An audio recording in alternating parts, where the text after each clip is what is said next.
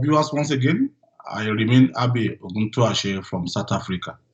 This evening again, we are back to our usual program, Politics and You on Cleveland Radio TV Online. We welcome you, all our viewers and all our listeners.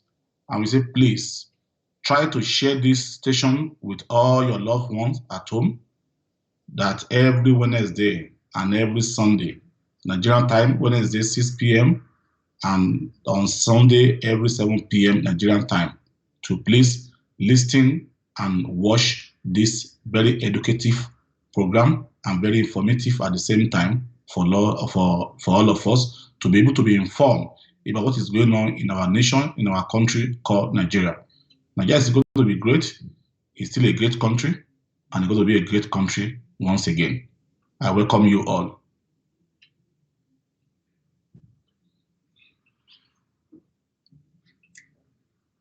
Yes, welcome back to our usual weekly program, Politics and You. Today, we are going to be talking about the last colloquium of Asiwaju and what happened yesterday in Kaduna State regarding the insecurity we'll be shouting about for a while. And at the same time, also to give some necessary information that needed to be given to our listeners and to our viewers. Yes, let's go on now. Yesterday, Asiwaju clocked 70 yesterday. And unfortunately, he has to cancel the colloquium because of the ugly incident that occurred in Kaduna yesterday. Who is Asiwaju, and what is he about this man called Asiwaju? As many people have described him, there is one thing you can give to Asiwaju and you cannot take away from him when it comes to human development, human capacity. And people like Asiwaju actually are not very, much in a generation. In most cases, you find either one or at most two of them. But this generation, Asiwaju of universe, as people call him, the Jagaban of Bogu. And some people will refer to him as Jagaban of the world. Even the Dangote of this world, the richest man in Africa, refer to him as the Jagaban of the world, which means he's a man with vision. He's a man with, all sense of responsibilities, that he knows that he need to take certain people away from where they are, and ability to position them in another way where they can also be a better person and also to be useful to the society and to our country called Nigeria. He's been succeeded in doing that. I personally have been following Asiwaju for the past 20 years, as young as I am. I love his kind of the style of leadership, that he possesses. I love the way he managed people. And to give it to him, he's a man who can forgive anything. In fact, the way he forgives people makes me to actually fall in love with him. There is no man on this earth who doesn't have one, situation around negative situation or the other. But in a situation where your positive is higher than your negative, for me, that is how I view life. And that's how I view Asiwaju. He's a man of vision. He's a man of impeccable character. He's a man that believes in other human beings. He's a man with good listening ears. Asiwaju will not condemn you because you are not from a rich family. No, he will listen to you. He will hear you out. And if what you are saying makes serious sense to him, it's going to be part of that discussion to the point that you'll be happy at the end of the day. That's the kind of leaders we need in Nigeria. Yes, it's going for 2023 general election. Personally, he's my candidate. He's somebody I love so much because I believe if someone can turn around the IGR of Lagos State in 1999 from 400 million to almost going to 40 billion, me and you can put pen to paper and see that definitely this man has the capacity to change the economy. This man has the capacity to put the right people in the right hole in Nigeria. And I always tell people about him that there is one thing we cannot take away from him. he knows how to select the right people in the right position. It's not common. It's not. His kind of style of leadership is not a common one.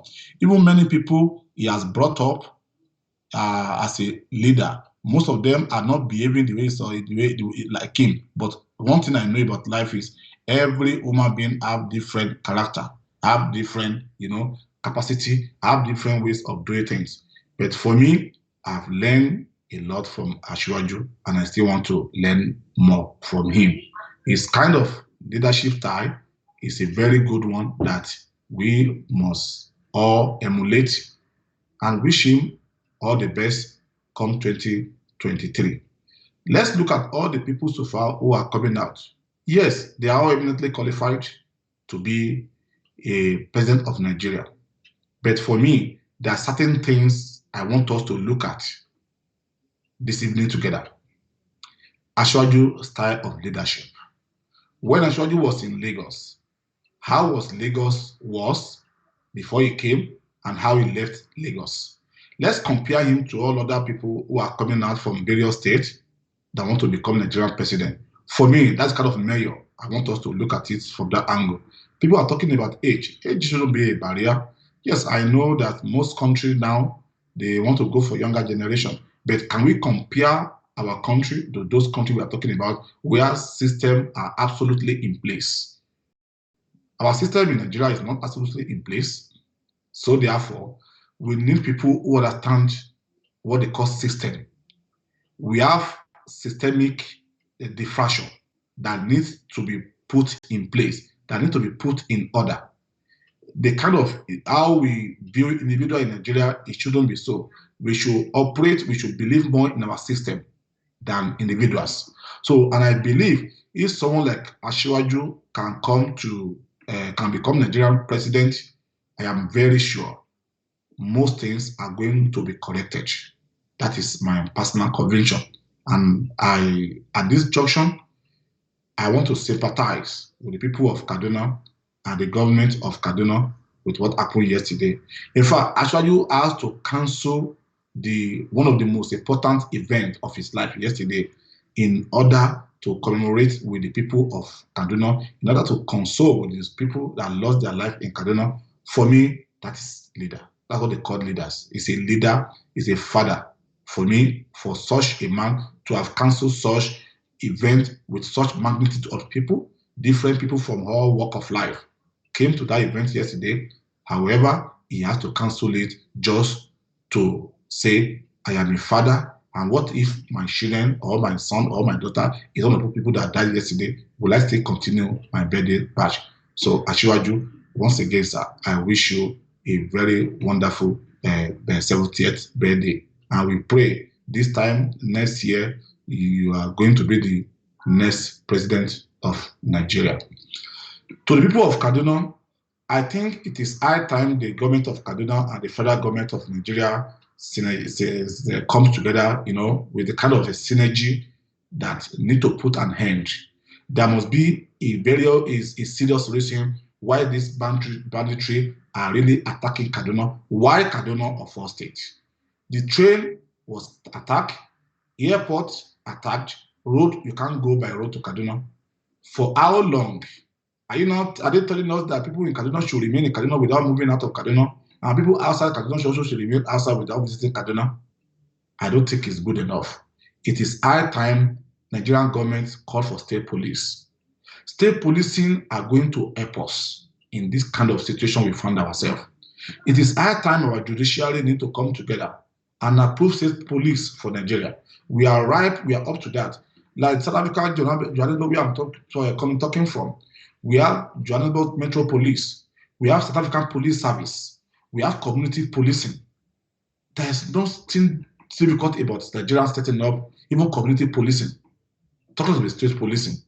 So it is high time we come to that reality on ground that this is needed in order to save life and property. For me, the first responsibility of every government of every nation is to save life and property. So with this, is our government saving life and property in Nigeria? I don't think so. However, I urge them to please consider state policing, community policing. The Amotekun of this date, the NCN of Southeast, these people cannot really do much because why? They are not armed. The banditry they are going to face, they are well equipped, well armed, AK-47, they are with AK-49, PGD, all those kind of things they use.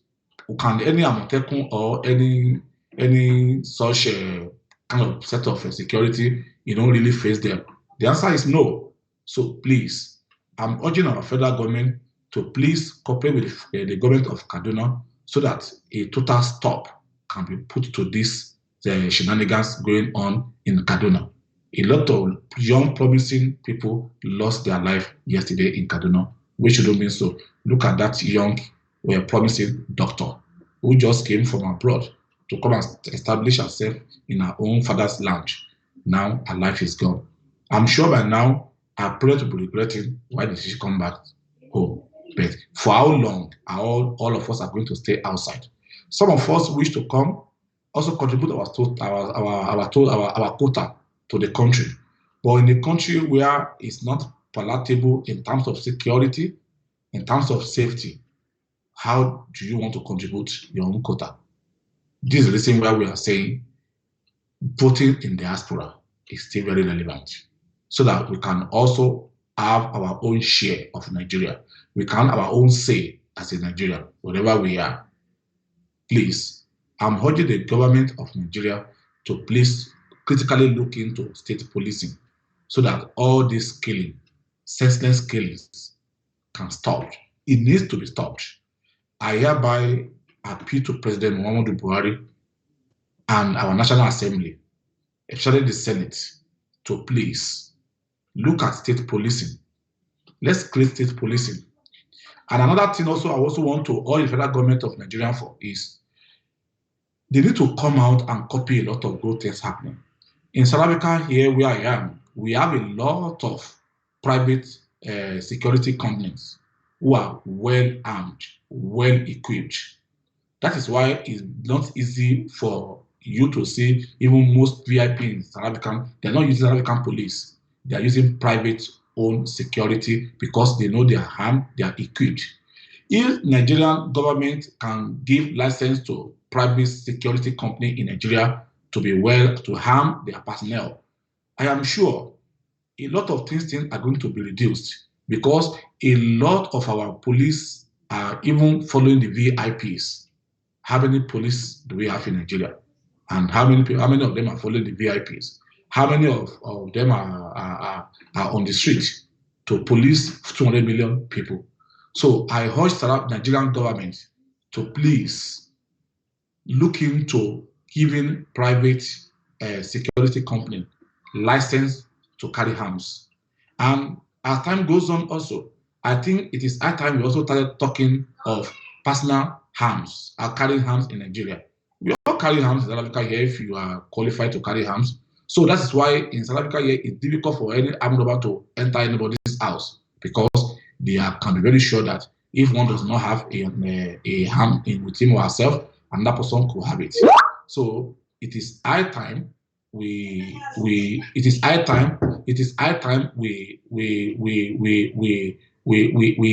increase the level of our private securities so that they can be harmed and they can do a lot of job. Even harming the private securities in Nigeria is also going to create a lot of job opportunity for Nigerians, especially those who even study security, the young one who are not getting job anywhere.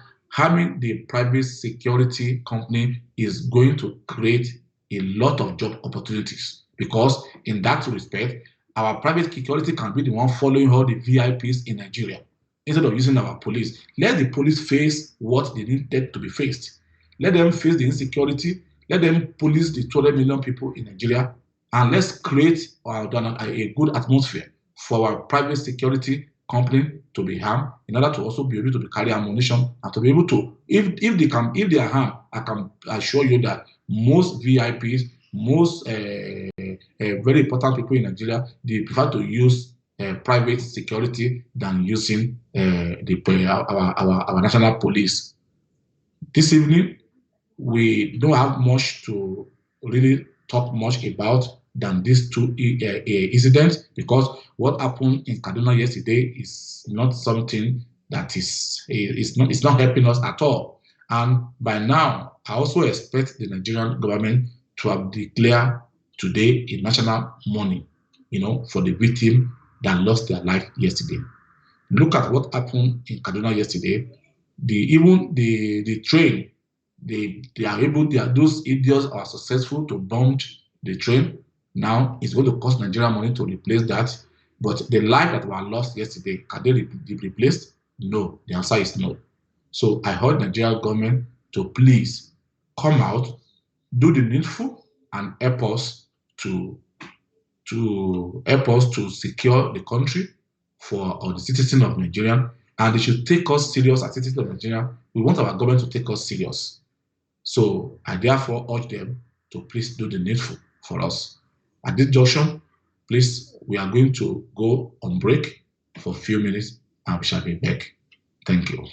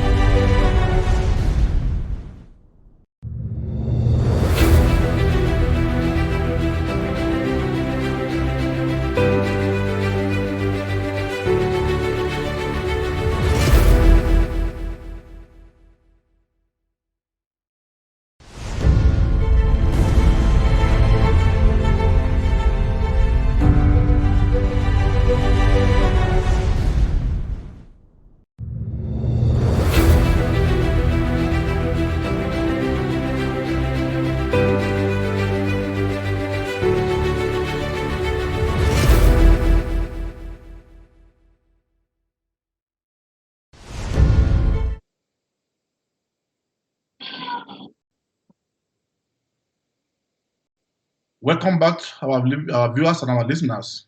We are still on Politics and You on Cleveland TV Online.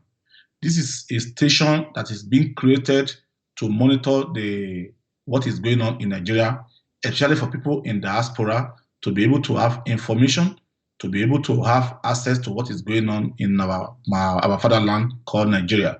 That's why we brought this program on Cleveland TV Online, because we know in outside the country, internet is very easier for people to make use of, and so that we can also be able to pass necessary information that is needed to our people in diaspora, both diaspora and our country, Nigeria.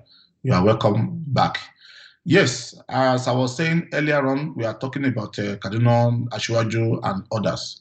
Well, this evening, this is going to, at some point, this is going to be an interactive session where anybody who is watching, who is listening to us, can call in so that we can have interaction together. Because I believe some of these things happening in Nigeria, there is a solution to them that can be even profiled from people in diaspora. So this online TV station is mainly for people in diaspora. Please gather your information, gather what do you think, what the suggestion you think we can use to secure our nation, because the sexuality begin at home. No matter how long you stay outside your home for, one day, home is going to be home. How do we secure our home? Please, your suggestion at work are welcome. You can reach us on a telephone line +27 11 787 7017. Once again, +27 11 787 7017. Thank you. So, on the issue on ground that we are talking about, I'm urging the people from diaspora to please help us to find a solution. There's so many technology now that is being used outside the country that they are privy to, that they have knowledge about. We have a lot of Nigerians who study IT, who are IT gurus all over the world. I have a lot of them who are working with Microsoft, who are working with a Google, who are working with Chrome, all those kind of things. Please, we need to secure our country. I urge Nigerians in diaspora to please look for a technology that can help us to secure our highway, that can help us to secure our railway line, that can help us to secure our airport in general. It is high time that we start to think of that, because let's not say because, oh, I am not there, whatever happened there does not concern me. I am sure every Nigerian who lives in diaspora have a family member in Nigeria. Either your father, either your mother, either your sister, either your brother, either your cousin, your uncle, whatever. There's no way you will not have a root in Nigeria. So please, I am begging my people in diaspora to please help us to secure the kind of technology that we can use to secure our environment, to secure the country. The Nigerian police cannot do it alone. All hands must be on deck, because what happened yesterday in Kaduna can happen anywhere in Nigeria. And you cannot say because you are not living in Nigeria, what if your sister, your brother, anybody of your family is involved? Will you go to be saying that you are not part of it or it's not your business? No. Nigerian security is our business. It has to be a collective responsibility that all of us should come out of our shell and see what we can do to salvage that security situation in Nigeria. I beg you all, I am begging you in the name of God that all of you should please look for possible technology that can be used. I know drones is one of the technologies that can be used. And according to the information and research I gathered from the Nigeria situation, that when a state in Nigeria need to use a drone to secure their environment, they need to go and take permission from the NSA, the Nigeria Security Agency in Nigeria, to be able to use a drone. I think our government needs to come out with a new policy where every government of every state should use everything within their means, within their reach, to secure their people, to secure the citizens of the state, and to secure the environment, and to secure the state they govern. It is high time we start doing something like that.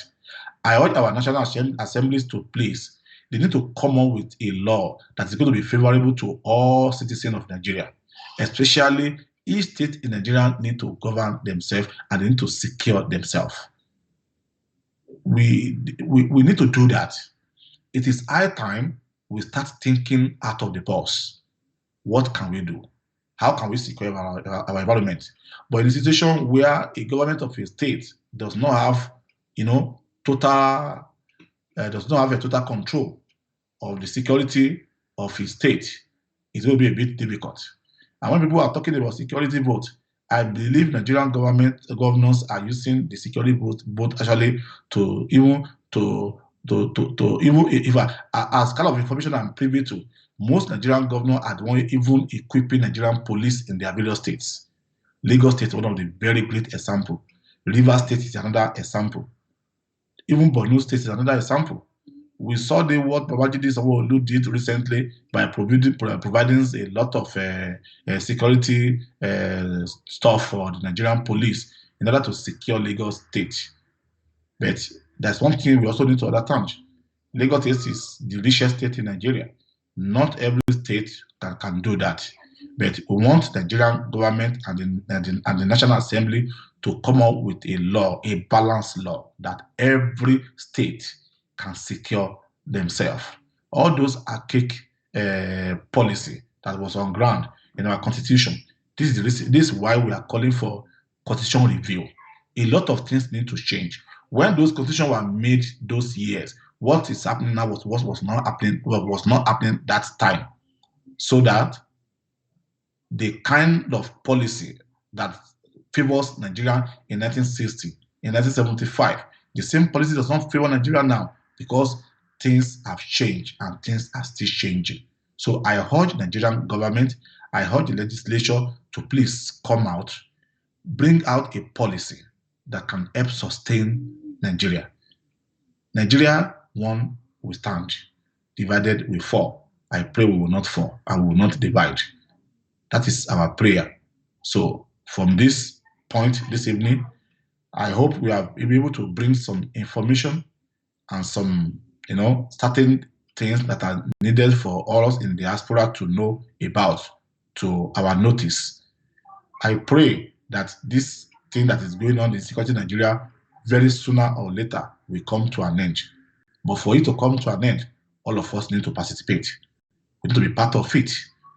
Thank you all. Thank you all for listening this evening once again.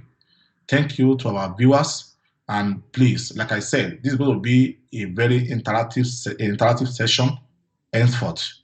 Once again, the number to call outside the country, outside South Africa, is +27 11 787 7017. I repeat, +27 11 787 7017. Thank you to our listeners. Thank you to our viewers. And we shall see you on Sunday, 7 p.m. Nigerian time. Thank you. God bless and have a wonderful evening. Bye-bye.